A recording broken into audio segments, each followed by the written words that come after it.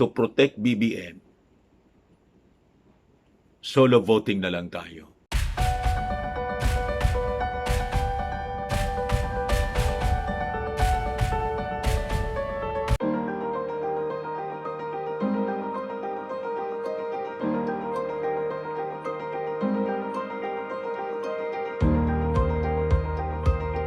I will not make it clear now.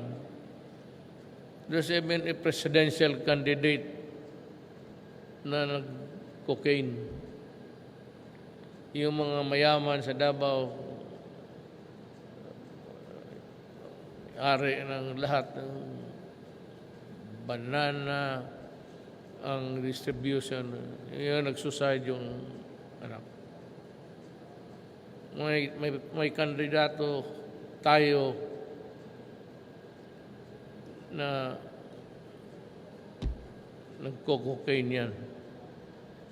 Yung mga anak ng mga mayaman. Kaya ako nagtaka ako, anong nagawa yung tao niya? I'm just asking. What contribution has he made pala sa Pilipinas? Yan lang, gusto ko lang tanongin ng ano. Hindi naman sabang bakit ang Pilipino parang lukong-luko na supporting. Magtanong lang ako sa inyo, ano ang ginawa niyan? Nagdadruga yan ng cocaine ang tirada niya. Itong anak ng mga mayaman, lahat dito sa Manila, o sa Davao. Isang grupo yan. Tirada niya ng cocaine.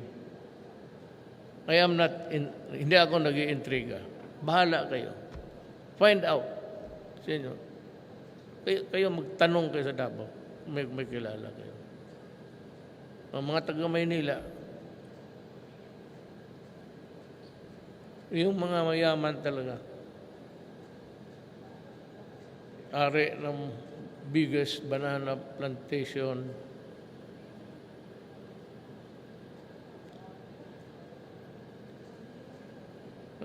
ako Pilipino, bigla na lang, hindi ako naiinggit. Politika naman, may manalo, may matalo. Ganon rin ako noon. Kung walang swerte, di wala. Pero itong fascination nila sa itong kandidato na to, baka hindi talaga nila alam. But I am just not really a warning. Bahala kayo. Bahala kayo kung anong gusto ninyo na tao. Inyo yan. Ang akin lang, pagdating ng panahon, basta sinabi ko sa inyo, and he is a very weak leader, ang karakter niya. Except for the name. Pero ang tatay, pero siya, anong ginawa niya? He may twin hands down. Okay. If that is what the Filipino wants, go ahead. Hello po mga kababayan, kumusta po kayo? So ngayong episode na to, mga kababayan, pag-usapan po natin itong breaking news dito po sa Philippine Daily Inquirer. May latest statement po yung ating Pangulo. I think this is a result of his desperation dahil po sa mababang ratings ng kanyang manok na si Bongo, and he is resorting to, ako tingin ko nito mga kababayan, fake news ito. Siguro basahin ko muna sa inyo yung balita para mag-gets ninyo kaagad. Just in, sabi dito sa Philippine Daily Inquirer. 57 minutes ago pa lang po. Sabi rito, President Rodrigo Duterte claims that a 2022 presidential candidate has a 2022 presidential candidate does cocaine. So ang ibig sabihin niya, gumagamit ng droga, cocaine. May kandidato tayo na nagko-cocaine. Mga anak ng mayaman, anong nagawa ng taong yan? What contribution has he made? Bakit parang ang Pilipino lokong-loko, he said. I'm not worried. Bahala kayo sa gusto niyo na tao. Ang akin lang, pagdating ng panahon, basta sinabi ko sa inyo, he is a very weak leader, except for the name, ang tatay.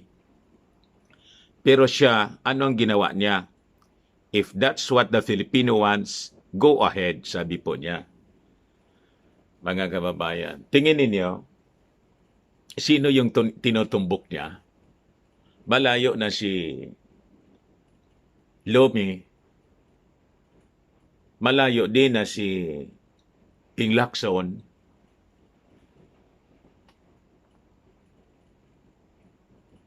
sino yung tatay ni Ping Lacson na naging, di ba? Malayo naman na si Isko ang tinutumbok niya. Sino ba yung mga kumakandidatong presidente?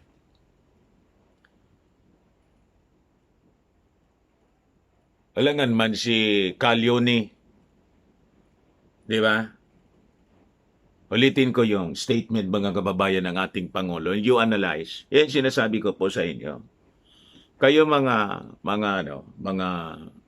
Marcos loyalist na bumoto kay President Digong, tayo bumoto kay President Digong in 2016, mag-isip-isip kayo kung BBM Sara kayo. Mag-isip-isip kayo. Hindi ito titigil yung tatay po kasi grabe yung frustration niya.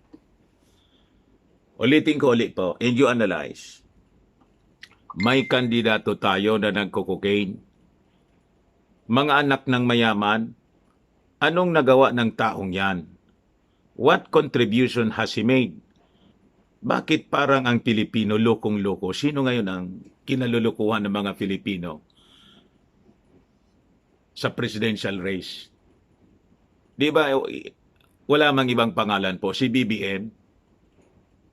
So, sa akin, iwan ko baka mali yung reading ko po. Tulungan ninyo ako to understand this insinuation of the president.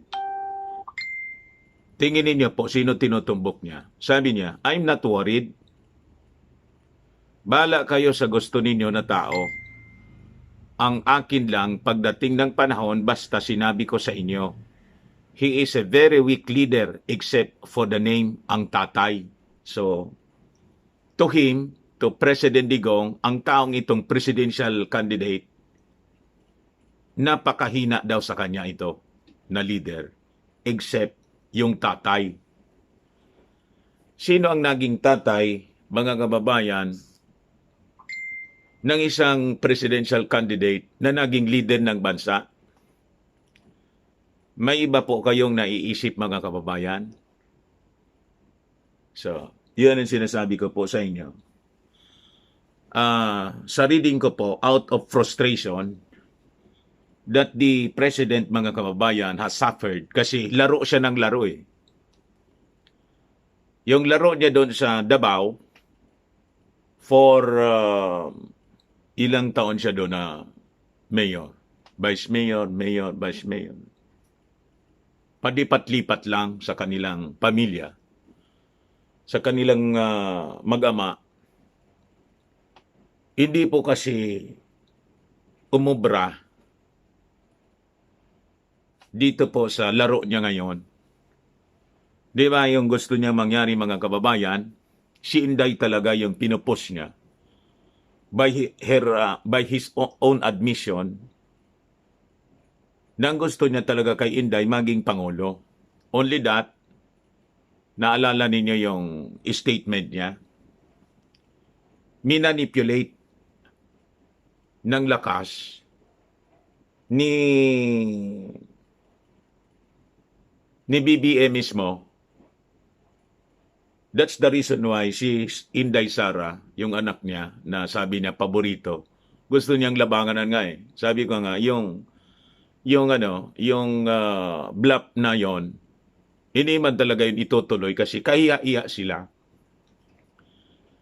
Diba? Na nagdesisyon, mga kababayan, si Inday to run for Vice President tapos lalabanan niya. So, either way, kung sumunod naman sa kanya yung tatay niya na tumakbong president, nakakaya na rin po kasi parang yun ang ayaw nilang isipin ng mga mamamayang Filipino. Lumalabas, napakaganid nila, mga kababayan sa posisyon. And this time, kasi hindi na nabago, hindi umubra yung gusto niyang mangyari, ayun, mga kababayan, this time, he is intensifying attacks against BBM, mga kababayan. Una, inaccuse niya na minanipulate si Sara. Pangalawa, inaccuse niya, mga kababayan, si BBM na pro-communist. Two accusations na napakalayo sa katotohanan.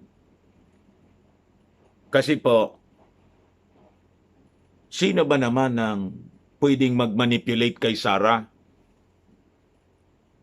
To people na nakakakilala sa kanya, Sara, Inday Sara, is a very strong woman. And in fact, pati nga siya sinuhay. He is already a president, not an ordinary father. Pati nga siya sinuhay. Tumakbo as vice president. And this time, because hindi niya mapilit si Sara, kasi tinitingnan man ni Sara, baka niya hindi man ako manalo. Nakatulong po, mga kababayan, yung mga surveys, street surveys, ayun, laging landslide po. So baka kinabahan, mga kababayan, si Sara, baka hindi niya ako obra dito eh. Masayang lang yung aking panahon. So ang gawin ko, kasi naman alam ko na the majority ng bumoto sa tatay ko, mga Marcos loyalist, sama muna ako sa team.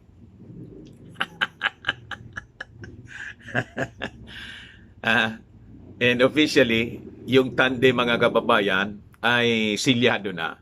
Lalong nagngit-ngit yung tatay, mga kababayan. And then so,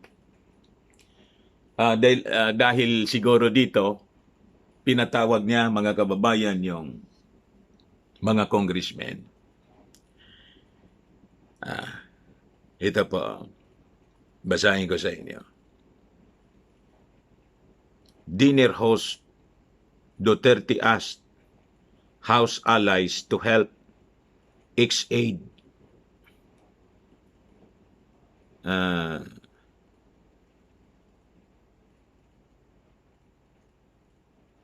Hindi ko mabuksan ito. Ito yan. Ikwento ko na sana sa inyo. Dinner host Duterte asked House allies to help ex-aide daughter win, referring to Bongo for president. And si Sara pa rin, kasi hindi na niya mapilit, mga kababayan, yung mga laro-laro niya nung Monday, bukya. And with that, siguro, nagngingit-ngit siya. Isa pa, hindi umaangat yung ratings, mga kababayan, ni Bongo. And siguro, tingin niya matatalo. And then so, ano yung last recourse niya, mga kababayan, is to intensify the attacks against Bongbong Marcos. Ako tingin ko, tinutumbok niya si Bongbong. Kaya nga sinasabi ko po sa inyo, while BBM is, awag doon, adapting Sara in extending his arm to the president. And in fact, so mga previous, di ba, yung mga previous statements niya, ang plano niya talaga is to offer the vice presidency kay Digong. Kaya lang, nag-strategize mga kababayan si Digong na para hindi siya makuha, ay nagsabi siya magre-retire na. Lahat yun, political strategy niya, mga kababayan, para iwasan si Bongbong Marcos. Kasi alam niya, Bongbong Marcos will run for president in 2022. Ito na nga. Then afterwards, remember, nagkita si Bongbong Marcos at si Sara doon sa Cebu. So yon, siyempre nakalata na yung ating Pangulo para niyang may pinag-usapan siya.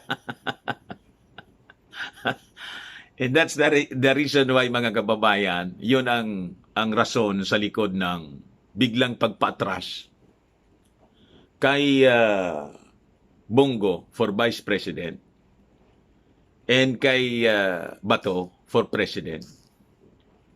Hoping na magbago pa yung isip ni Sara.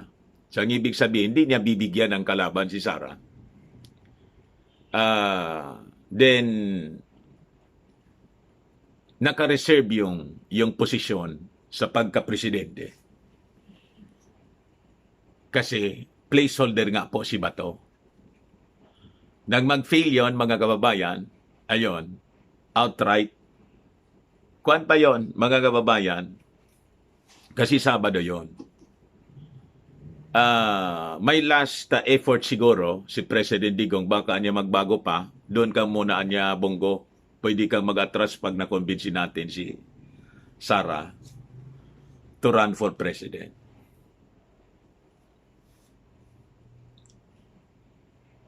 Hindi nangyari. Kaya sakit ng ulo ng ating presidente. Now he is pushing very, very hard for Bongo. Ngayon, napakalayo ng ratings, he has to destroy, mga kababayan. Kailangang siraan niya, mga kababayan, si Bongbong Marcos. Yun ang aking reading po, mga kababayan, with this statement. Kasi sa akin po, iwan ko lang kung parehas yung understanding natin dito sa balitang ito. He is actually insinuating and he is actually referring to BBM. Sino pa man. Alangan man si Ping Lacson, alangan man si Lomi, kasi si Lomi hindi man po anak ng isang leader dito sa ating bansa, kundi asawa lang ng dating mayor at DILG secretary na hindi nga po nag-fall. Hindi nga na-confirm yon, si JC Robredo. At sino naman dito sa mga presidential candidates, mga kababayan, ang mayroong ganong description na yung mga tao daw sa Pilipinas, sa buong Pilipinas, lokong-loko.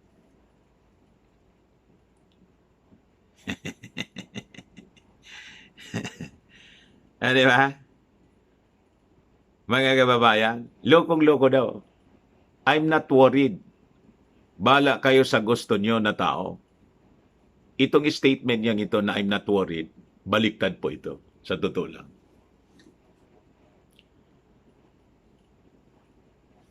He is very worried.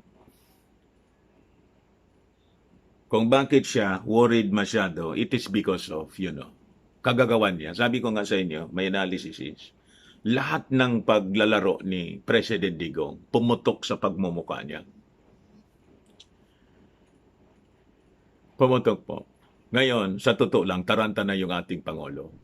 And that's the reason why he is resorting to fake news and insinuations na kung ano-ano just to, put doubts into the minds of the supporters of Bongbong Marcos.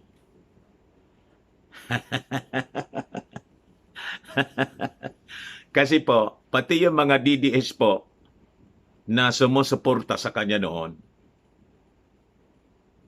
pumunta na rito sa Team Unity.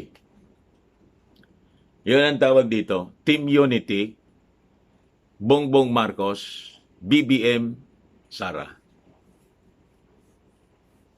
At kung hindi siya gagawa ng mga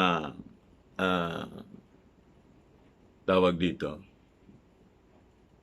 ng mga kwento na tulad nito, by all indications, mga kababayan, it is, unstoppable for Bongbong Marcos to win in the 2022 elections by landslide. At sa tingin ko nga po, ang landslide, yung margin, mga kababayan, more than the margins na nakuha niya in 2016 elections po, yun ang mangyayari dyan. At pag nangyari yon, mga kababayan, it will be a slap on his face, mga kababayan. And isa pa, siguro, grabe ang takot na ng ating Pangulo. Baka pagdating ng oras, pati siya as a candidate for senator, matalo. You see? Pero sasabihin natin, Mr. President, lalo po ninyong sa totoo lang, as you attack Bongbong Marcos, baka mapusoy po kayo lahat. Baka ma-turn off yung mga natitira pang Marcos loyalist, ma-turn off sila. At mag-single voting na lang po. I mean, solo voting. Baka pagdating ng eleksyon, i-junk nila yung mga, nakausap ko po rito Kasi I was invited, mga kababayan, alam na ninyo, nakita ninyo yung, salamat pala, kasi umabot na ng close to 100,000 yung views, yung interview ko kay dating 60-star Aya Midel, umabot na po ng close to 100,000. Baka mamaya, 100,000 plus na yon. Yung mga attendees po doon, ng mga volunteers, lahat po sila volunteers. Kinausap ako, kasi nanonood sa akin. Sabi sa akin, mga kababayan, tamaan niya Mr. Maravilla, sir, yung mga sinasabi mo, to protect BBM, solo voting na lang tayo. We will not, pero hati pa rin. Ang nakausap ko siguro mga iilan-ilan sa kanila. To protect niya BBM, we will not vote for Inday at saka sa Pangulo as Senator. So solo voting tayo. Kasi baka niya, tama yung sinasabi mo, mangyari na Vice President si Sara, then biglang magkaroon ng another impeachment. Halimbawa, kasi gawa ng never again kasi po ang team nitong mga dilawan. At ang daming dilawan po sa Senado. What if si President Digong manalo as Senator at gawin nilang Senate President? At si Gloria, si GMA, Speaker of the House, tapos na. Remember yung railroading na ginawa ng impeachment case against ARAP? Railroad po ni Villar, Speaker of the House noon si Villar. Without thorough deliberation, in Congress, biglang isenend sa Senado. Ayun. Comes the trial, alam na ninyo, the rest is history. Natanggal si Iraq. Alam ninyo yung pinag-aawayan doon na na envelope, wala man pala yun. Laman-laman. Iraq was impeached. You see? And remember po, sabi ko sa inyo, si GMA is a full-blooded LP. Pamilya nila at Marcos, kasi natalo na ng ama ni BBM, ni Apo Lakay, dating Presidente Marcos, si Diosdado Macapagal. Hanggang ngayon, sa tingin ko kaya naglalaro sila ngayon.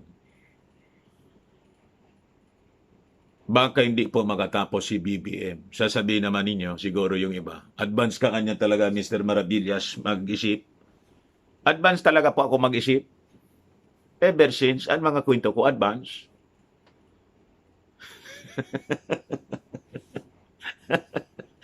Lagi man po, kahit dito sa amin, nasa radyo pa ako, advance ako mag-isip. Advance ang aking mga kwento. I am a student of prophecy, and I'm gifted with, tawag doon,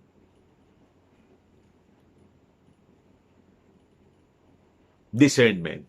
The gift of discernment. You see? So ngayon, ano ang reading ko rito? Ganun nga po ang sinasabi natin. Out of desperation, out of frustration of the president. Tingnan ninyo ang pinapalabas niyang kwento. O ngayon, bala na po kayo na mga DDS na BBM. How will you react on this? Some of you na nanonood sa akin, siguro yung iba mga bago, di pa ako kilala kung ano yung stand ko, nagdududa sa akin at accusing me na I'm dividing the unity team. Hindi, wala po akong intensyon na ganon. Sino ang ayaw sa pagkakaisa? Kaya lang kung yung mga tao na sinasabi ninyo na gustong i-unite ng ating kandidato, sila mismo yung nagkukos ng division, alangan naman di natin sabihin. Di ba? Hindi naman ako ang gumawa ng kwentong ito. Ang gumawa ng kwento at isinulat ng Philippine Daily Inquirer, yung Pangulo mismo. Di ba? At sino man ako, sabi ko nga mga kababayan, many times, sino man ako na mag-cause ng division sa inyo, I'm not a national,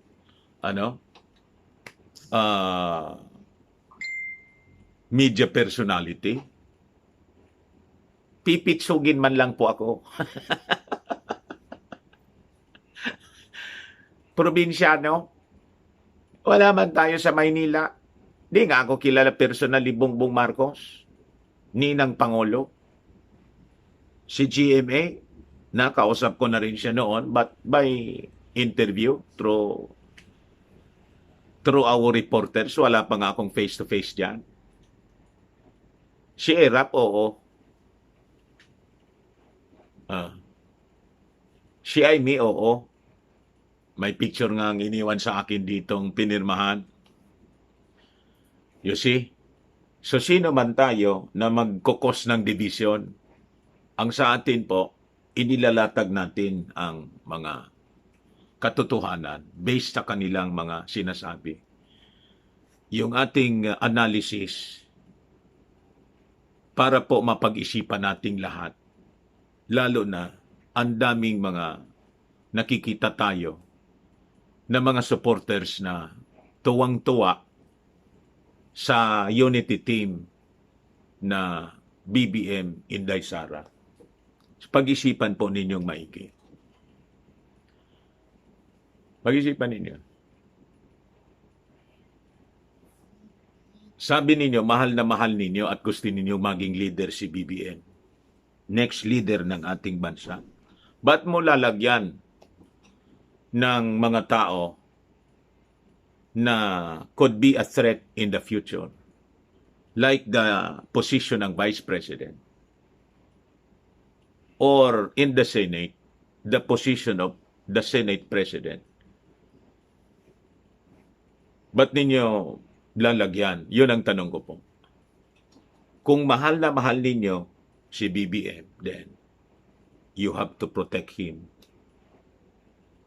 And this time, mga kababayan, sa tingin ko, sa tingin ko lang, baka mali man ako. Basahin ko nga ulit. Kung ang tinutukoy dito ng Pangulo ay si BBM, tapos tulungan ninyo ako mag-analyze, baka mali ako. Kung mali ako, pagalitan po ninyo ako. I'm willing na mag-apologize po, public apology. Sabi rito, President Rodrigo Duterte claims a 2022 presidential candidate does cocaine. May kandidato tayo na nagko-cocaine. Mga anak ng mayaman, anong nagawa ng taong yan? What contribution has he made? Bakit parang ang Pilipino lokong-loko? Sino ang kinalulukuhan ngayon ng mga Filipino? Sino ang laging landslide sa survey na presidential candidate? Hindi man si Isko. Si Pacquiao pala. Isa pa nakalimutan ko si Pacquiao. Alangan man si Pacquiao. Tatay ba ni Pacquiao naging leader na ng bansa? Landslide ba siya lagi sa survey? Si Ping lalo na malayo. Hindi man anak ng isang leader ng bansa. Si Isko, anak mahirap si Isko. Malayo. So, kung babasahin natin ang statement ng Pangulo, tinutumbok niya si BBM. Kasi si BBM, siyang anak ng Pangulo. I'm not worried.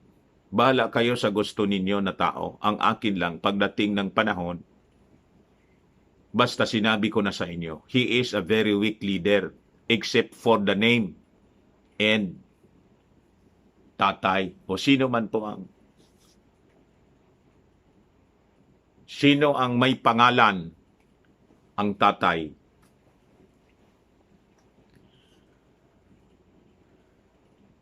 Kita ninyo? Wala man po. Tinutumbok niya si BBM. Is putting doubts into your mind na si BBM nagko-cocaine. Iwan ko kung sasagutin ito ni... Sa totoo lang po, may narinig na kayo sa pamilya Marcos o kayo mga Marcos loyalist? I asked you. May narinig na kayo sa pamilya niya na nagko-cocaine? Lalo na si Bongbong Marcos, narinig na ninyo sa balita, chismis noon. Ang mga balita na naririnig natin from the Dilawans, magnanakaw, diktador.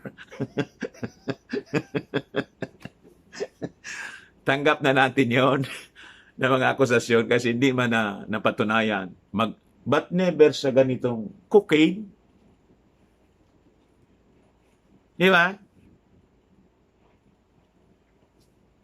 So this is a pure false accusation. Yung ating Pangulo, naging marites na yata, chismoso na. He is now fabricating stories just to destroy this candidate, BBM, na sa tingin niya, yun ang magiging landslide. And his, yung manok niyang si Bongo. Di ba? Populutin sa kangkungan sigurado. At nakikita niya siguro din yung epekto ng yung kagagawan niya. Ayun. Backfire po sa pagmumukha niya mismo. Wala man ibang sisisihin dito mga kababayan. Siya, yung sarili niya, kasi nasubrahan yung bibig sa labagay sa Word of God mga kababayan, nasusulat itong ating leader, yung kanyang ginagawa, he becomes false accuser. In the last days, yun ang sinasabi in the Word of God. People will be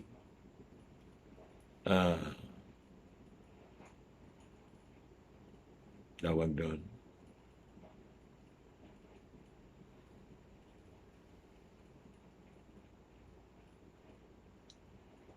Wicked.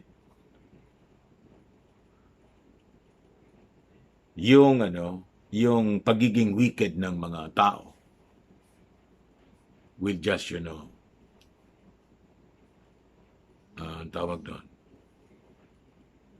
will just get worse in worse in worse.